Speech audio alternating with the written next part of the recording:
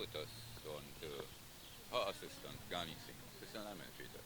Now, Deborah Khan, in her presence, general manager, she called. They can't harass me. The answer.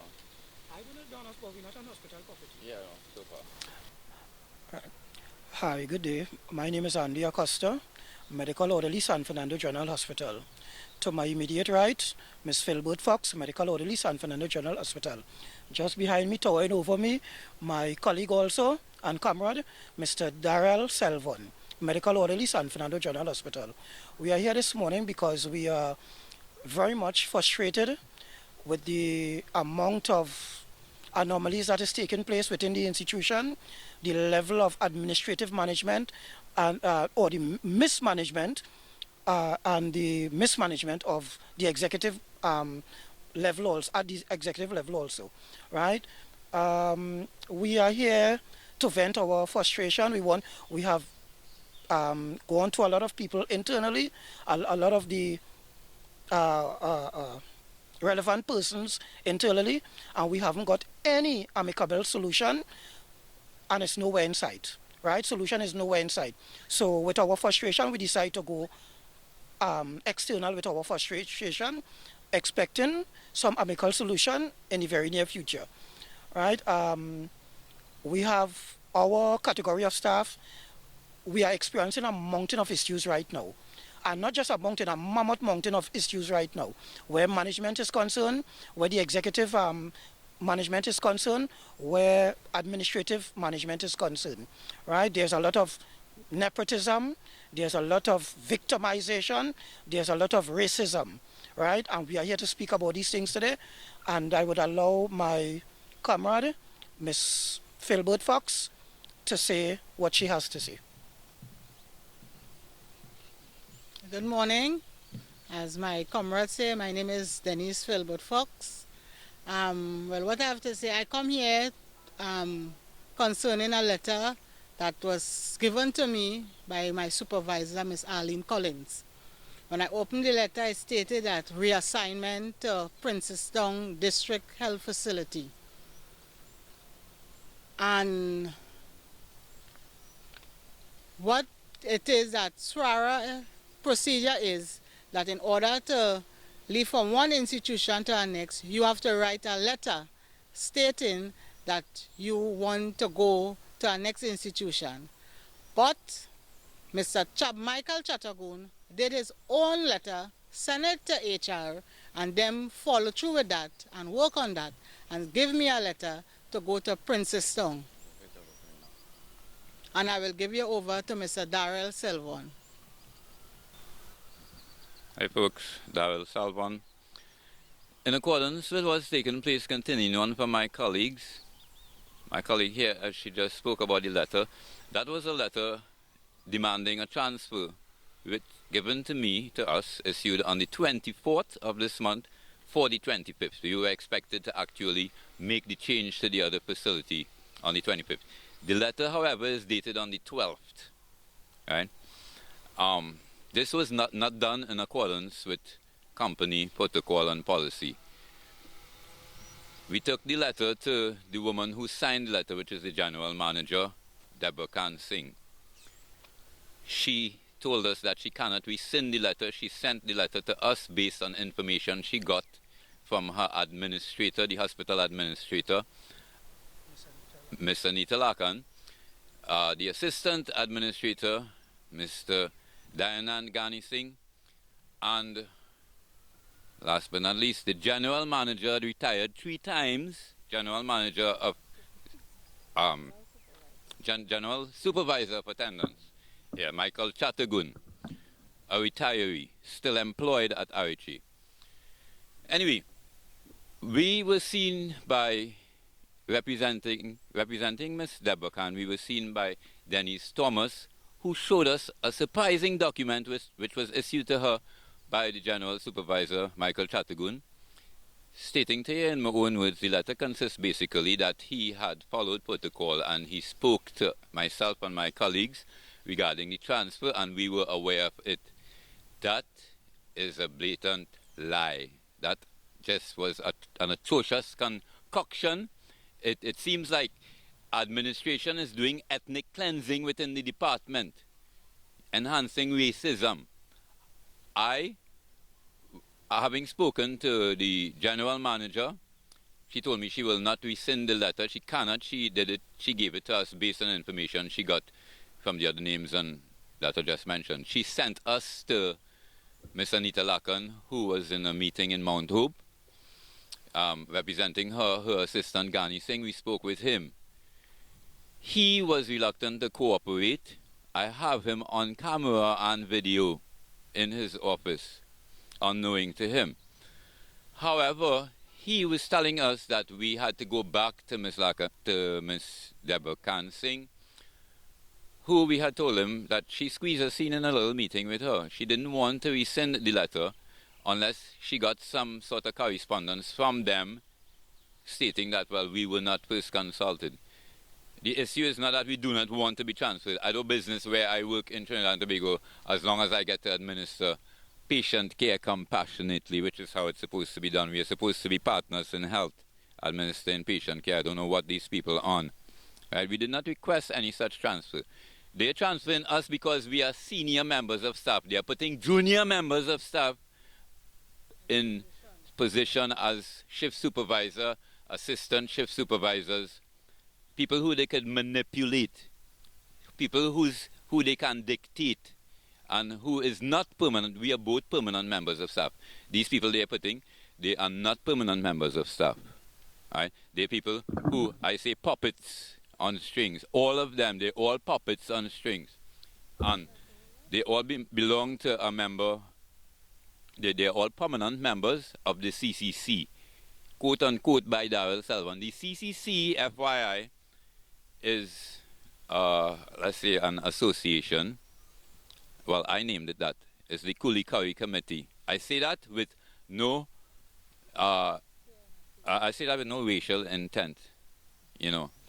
And that's why I say they're trying to clear out the niggers from the department. The hard-working people of all ethnic origin, but you know, they are aware of the atrocity they are doing. When we went to, when we was going back, when we went to Ghani Singh and he sent us back to see Deborah Khan Singh, I told him in his office, while we were recording and videotaping him, I told him that, well, look, she sent us to you, you know, via phone. We made the arrangement for this meeting. It's only reasonable that, okay, let's call her. And I went to take the phone, you know, to pull the phone over to me, and he became aggressive, verbally and physically. And he started pushing me off by my chest and my throat and snatching back the phone. I said to him, my colleagues are trying to pull him off. No, Mr. Ghani Singh, that's not the way. You know, I said, well, allow me to use the phone. It is company business. It is government property. You know, this is not your personal phone. And he said, get out of the office, and slapped me, backhand slap, after pushing me away, straight out the door. I went to the police station. I made a report. To my surprise, he was right there behind me, coming to make a report too. And that's Miss Nita Lacan, who was said to have been in Mount Hope at the time, unable to see us. She magically appeared at the police station too. They do have a vehicle to bring her from there to here so fast. You understand? We taking this, if the letter is not rescinded, it will be dealt with accordingly in the industrial court.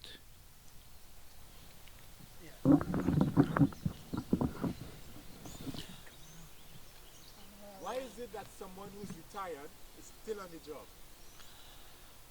Why it is someone that is retired is still on the job? My honest answer to that is, it's not supposed to be. It's against protocol, it's against industrial relations practices, it's against the law of the land.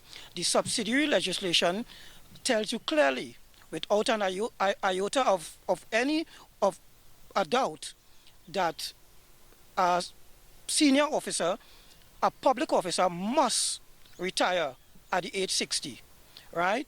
You could come back as a junior, as an officer over the range 43. You could come back as a senior officer.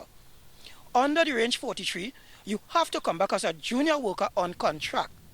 One Mr. Michael Chattergoon, who left as a junior officer, range 21.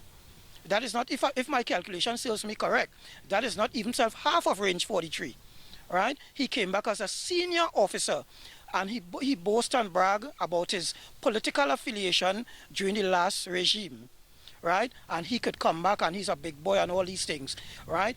And there was a ulterior and a personal motive why he came back, right? He did say to individuals, to persons, that he's not too,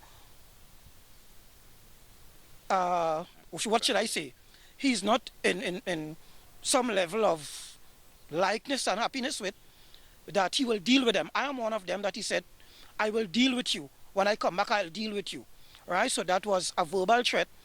And when he came back, it came to, that threat became reality.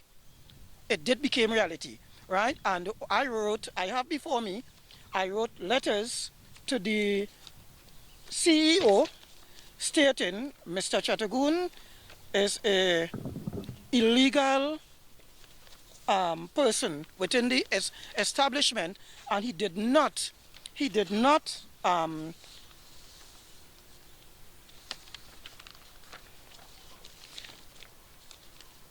he chose not to listen to what we are saying because he made his own decision, right? He made his own decision. There's another document that states clearly where you cannot work more than, it's company policy also, where you cannot work more than 60 years as a public officer or as an officer in a statutory authority, right? Our last general supervisor, Mr. Daniram Balgobin, was sent home, right, and reminded of the policy, right, at the age 60. Why it is Mr. Chatagun went past this policy 4 years after, right? So we have all these things here clearly outlined. We brought it to the CEO's attention, Mr. Anil Gosain, right? We brought all these things to Mr. Anil Gosain's attention, and he did nothing about it, right? There is one Mr. Ramjit, who is our assistant CEO, has a matter before the High Court. He was dismissed from Scotiabank. Dismissed from Scotiabank, right? Dishonorably dismissed from Scotiabank. And he's our assistant CEO. Now, if a normal employee has to get a work as a nurse, a medical orderly, a lab tech, whatever the case may be, you have to obtain, one will have to obtain a COC, a certificate of character, to be employed at the Southwest Regional Health Authority. Why it is Mr. Ramjit has a big court matter hanging over his head, right?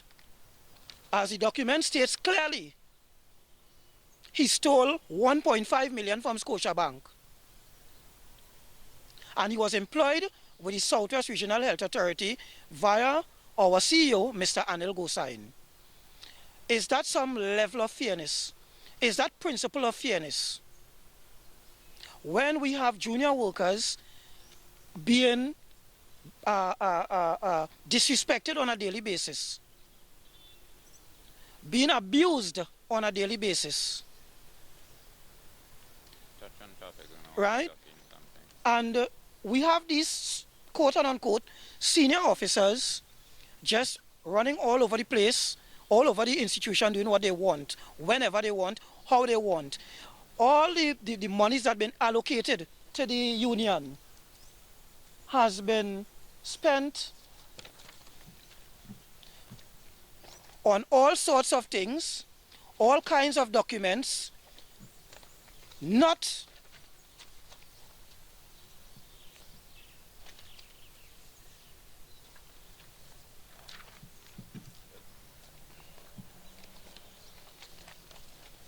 that is not in keeping with the region's policy. We have here where the executive and administrative personnels were paid hefty lump sums, and they are denying it. Hefty lump sums they were paid when workers are struggling to make ends meet, struggling to have our vehicles repaired, struggling to put petrol in our vehicles on a daily basis. When these people are eating ham, lamb and jam and living in high-price community, driving high-price vehicles, and we are there struggling, living on paycheck to paycheck, could barely have a savings with whichever financial institution we are with, right? And these people are just doing what they want. We have Miss Anita Lakan, supposedly hospital administrator, acting hospital administrator. She was fired some 12, 15 years ago from the RHA, Southwest Regional Health Authority, and reinstated in last regime, under the last regime. Reinstated, right? Nobody knows clearly what criteria they are hiring persons under. What we do know, they are using a strong arm approach and strong arm tactic to fire persons, right? Dismissal is definitely not in keeping with good industrial relation practices, right? Natural justice is not the order of the day at this institution. You are being fired, you are being suspended, and nobody could give you a reason why. You are not getting any written documentation, any written correspondence stating why you are being transferred, why you are being suspended, why you are being fired. Everything is just being done secretly, and they alone know. And if you ask them, could I have documentation? Why am I being suspended? Why am I being fired? You have no documentation to receive. So I don't know under what system.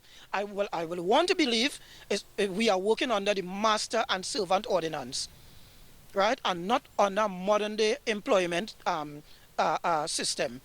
So I don't know. I think this could be best described as the plantation part 2.